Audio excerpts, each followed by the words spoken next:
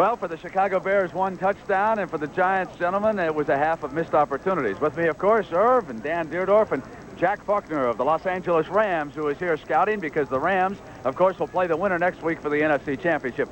Dan, we just watched that series of plays by the Giants. I couldn't believe they didn't try it on the ground once or twice against the Bears. No, I'm hard-pressed to imagine, Brent, why they threw 3 consecutive passes, especially on second down. Jack and I were talking. The perfect time, maybe like a quick draw trap. They still had plenty of time then to run a third down play.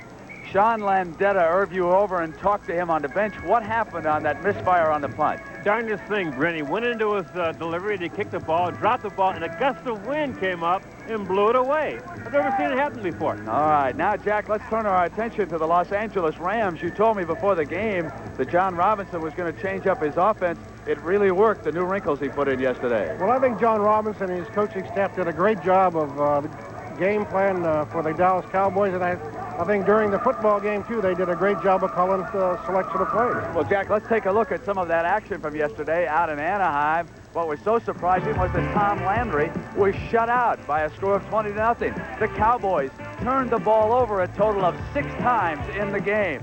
And, of course, the big horse for the Rams yesterday was Eric Dickerson.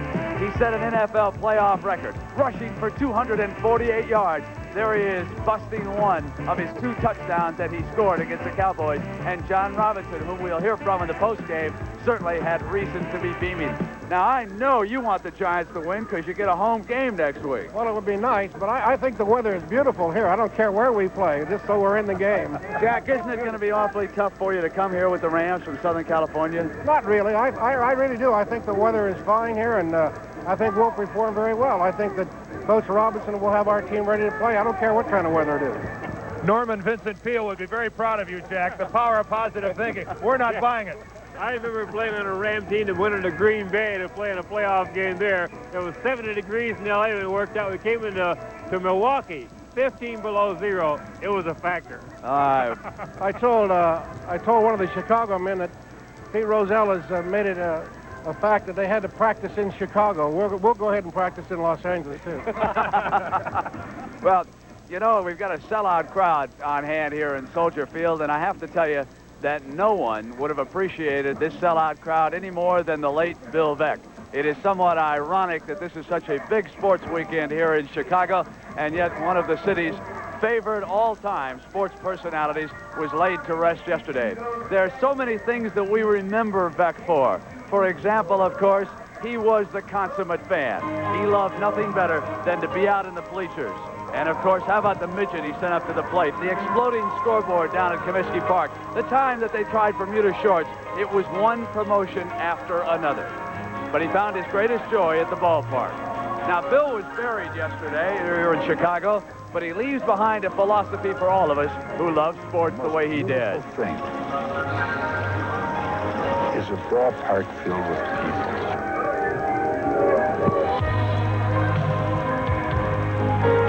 The late Bill Veeck, and his legacy will certainly continue here in the city of Chicago and throughout the country. And we will continue live from Soldier Field after these messages from your local station. Johnny Morris live in the locker room after the game.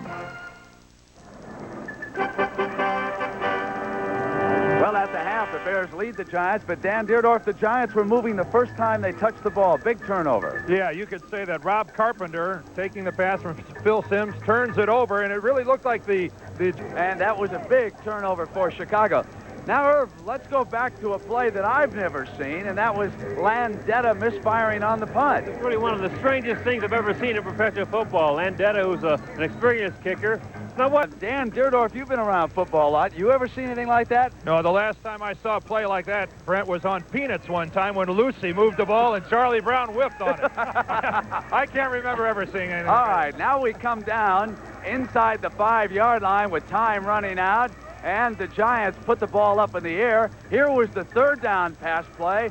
Simms under pressure. He threw it, and he overthrew the wide receiver. And so the Bears got a big emotional lift, I thought, on the part of the defense. Jack, when you're here, John Robinson and the staff, they'll see the films. They're watching the game on TV. What can you pick up for them at a game like this that they can't see on film? Well, we like to get all the substitutions coming in and out of the game. We like to know what type of injuries that I'll bring back for them, and also conduct on the sideline? What's happening on their bench? All right, well, let's go upstairs now to Pat Summerall. Pat? Well, we watched the first half and watched the Bears defense dominate. John Madden and I were just talking and figuring that if the Giants are going to do anything, they've got to figure out a way to block that Bear blitz. John's moved over to the chalkboard. How about explaining what's happened, John? Well, that's what I think. You know, obviously they aren't going to get a lot of running from Joe Morris today. And I think what they have to do is get Richard Dent blocked. Now here they run a stunt with Hampton, and here comes Dent around like this. Now that was one of the ways that they got pressure. See, Dent starts there, Hampton goes right, McMichael goes right, Dent comes around, straight up the middle, Phil Simms doesn't have a chance. That's one of the things that they have to do. Now, the other place that Dent lines up is on the outside, and just coming from the outside on the right side or Simms's backside. You see him, he lines up wide there.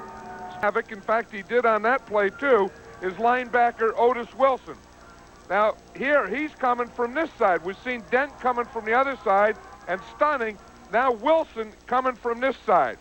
And I think that the problem, until that last drive, the Giants didn't have any yards passing until the end, and these are the reasons. Otis Wilson coming from the left, Dent coming from the right. I think they have to get those two guys blocked.